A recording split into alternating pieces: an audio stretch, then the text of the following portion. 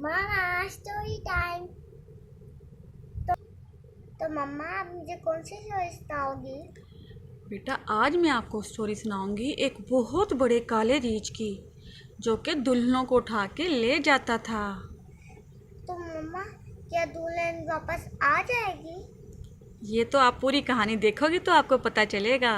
तो चलो फिर, आप फिर कहानी देखना शुरू करो। दोस्तों, ये कहानी है एक बहुत बड़े काले रीछ की। रात का वक्त था। घने जंगल में ठंडी हवा चल रही थी। दरख्तों की शाखें ऐसे हिल रही थीं जैसे कोई इनके पीछे छुपा हुआ हो। दूर कहीं भेड़िए की आवाज़ गूंजी और फिर अचानक सब खामोश हो गया।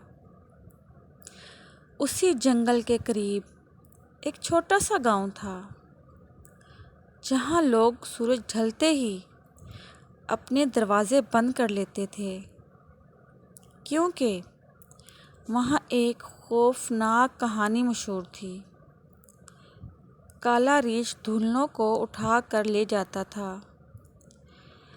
कई साल से जब भी किसी गांव में शादी होती, जंगल की तरफ से अजीब आवाज़ें आती। बाज़ औक़ात दुल्हन गायब हो जाती। लोग कहते थे कि वो कोई आम रीछ नहीं, बल्कि एक खूंखार साया है। इस गांव में एक नौजवान शिकारी रहता था, जिसका नाम तैमूर था।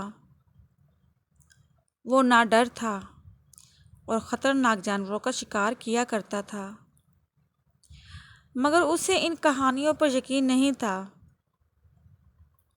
एक दिन गांव के रईसों की बेटी की शादी थी।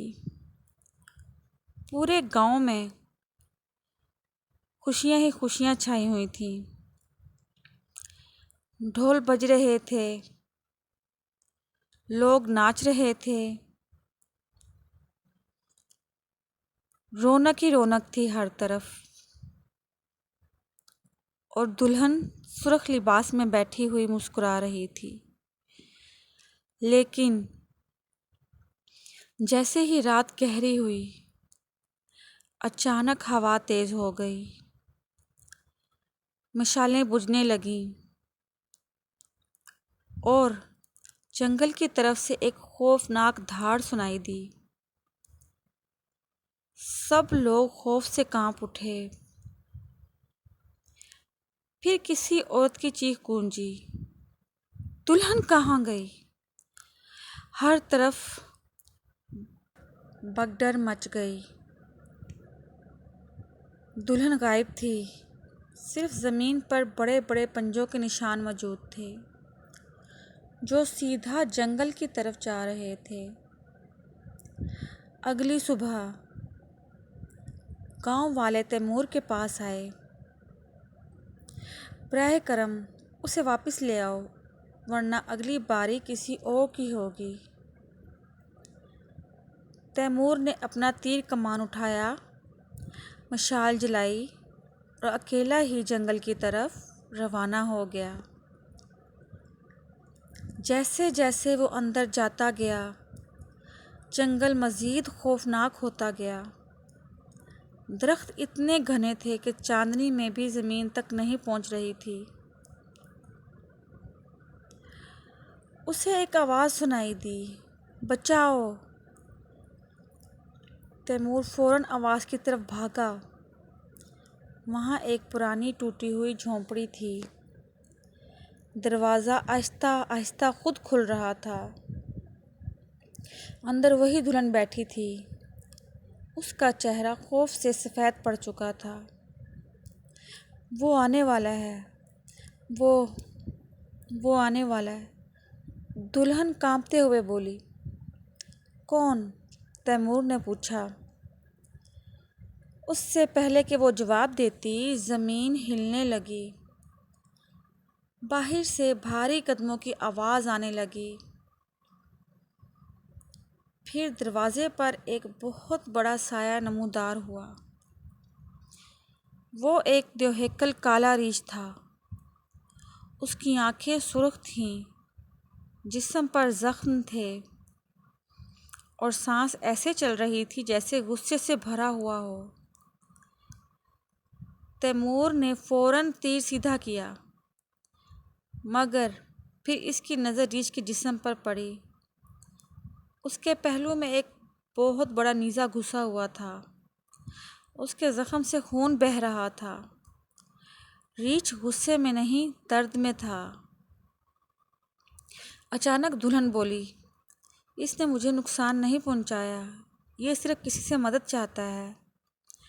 तैमूर हैरान रह गया। जंगल में खामोशी छा गई। सिर्फ एक रीछ की भारी सांसों की आवाज़ें आ रही थीं। क्या वाकई ये खूनख्वार दरिंदा नहीं था?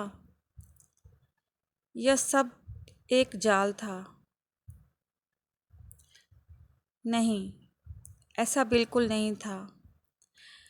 तैमूर आहिस्ता आहिस्ता रीछ के करीब गया। अगर रीछ ने हमला कर दिया तो वो एक ही वार में मर सकता था। मगर फिर रीछ ने अपना सर झुका दिया। तैमूर ने एहतियात से नेज़ा निकाला। रीछ दर्द से ज़ोर से दहाड़ा और पूरी झोंपड़ी हिलने लगी। लेकिन अगले ही लम्हे वो खामोश हो गया। कुछ देर बाद रीछ मुड़ा और आहिस्ता आहिस्ता अंधेरे जंगल में गायब हो गया। उस रात के बाद कभी कोई दुल्हन गायब नहीं हुई।